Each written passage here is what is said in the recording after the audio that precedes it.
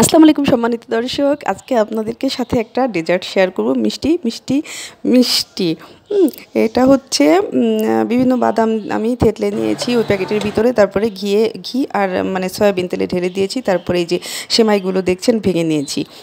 এই সেমাইগুলো ভেঙে নিয়ে তারপরে আমি ভালো মতো ভাঙা হয়নি, একটু বড় বড়ও রয়ে গেছে। কারণ আমি না মানে ট্রাই করতেছি যে আমি কবে এটা বানাবো, হ্যাঁ। আর রেসিপিটা আপনাদের সাথে শেয়ার করব, বুঝেন না, মানে পেট ফুলে যায় আপনাদের সাথে যদি শেয়ার না করি, তাহলে না একদমই ভালো লাগে না। এই যে সেমাইটা ভেজে নিয়ে চিনি দিয়ে দিলাম। কেউ আছে শিরা করে নিতে পারেন, চিনির যে একটা মানে শিরা আছে মিষ্টি, ওটা করে নিতে পারেন। তো আবার কেউ আছে এমনিতেই চিনি দিয়ে দেন, তো আমি এমনিতেই দিয়ে দিলাম। আমি কিন্তু কিছুটা পানি পরে দিব আর কি, চিনিটা আগে একটু মানে ঢেকে দিয়েছিলাম আর কি।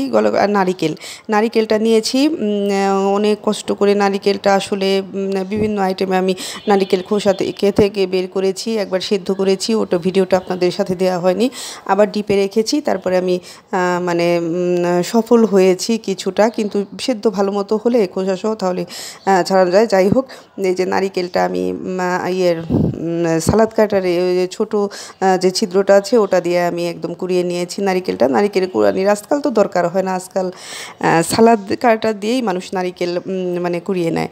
আর এই যে গুঁড়ো দুধ দিয়েছি, অসম্ভব মজার হয়েছিল। মাশাল্লাহ মাশাল্লাহ, সবাই খেয়ে নেন, দাওয়াত চলে আসেন।